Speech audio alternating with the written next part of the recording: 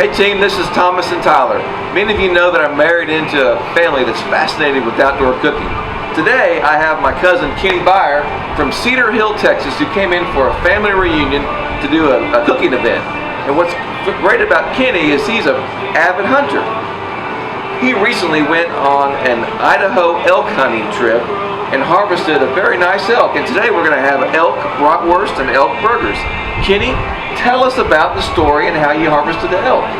So we hunted in Unit 66 in the southeastern corner of Idaho. It's bow hunting. I've bow hunted for a long time. That's my preference. Do very little gun hunting.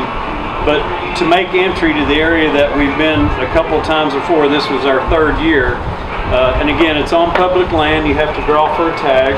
Okay. The statistics are about 10% of bow hunters will harvest an animal. So we're proud that we are hunting on public land, no guide.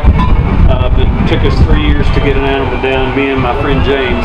Wow. So we hike in about 2 miles. It's pretty steep terrain, rough terrain. And you're carrying a pack too. Carrying a pack because we plan on being in 5-6 days. You got to take all your food. We can't buy a little stream where we can get our water. But yeah, our packs are close to 50 pounds going in. Wow. And then we just set up camp. But we'd been to this area before, and we hope that there's elk there because elk do move around. And sure enough, we got in about 6 p.m.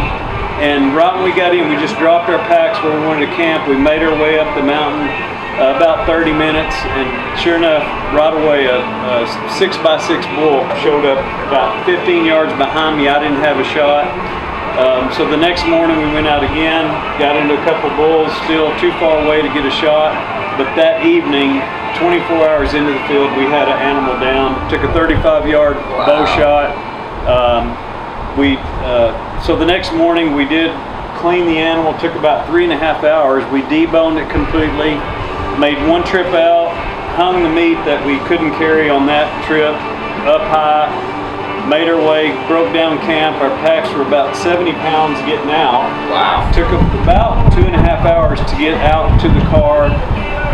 And then the next trip we made in was about a 3.5-hour round trip getting the rest of the meat. You know, one of the knocks on public land is that there's a lot of hunters out there. Did you see a lot of hunters on this trip? And if not, how come? We did not. The previous 2 years we'd been in the same area, but during the rut, when they say the cows are in the heat and the bulls chase them, bulls are normally more not very bright during that time. Gotcha. But there's seemingly almost a hunter behind every tree. But not this time of year. This year we went 2 weeks earlier, decided to go against the rut, went, and we didn't see one other hunter. Wow. And we were in the animals right away. There you go. What a great story. Kenny, thanks for sharing that. Really appreciate that. You bet. Thomas, thanks for having us, and we're going to have some elk bratwurst and elk burgers. Love it. Thanks, team.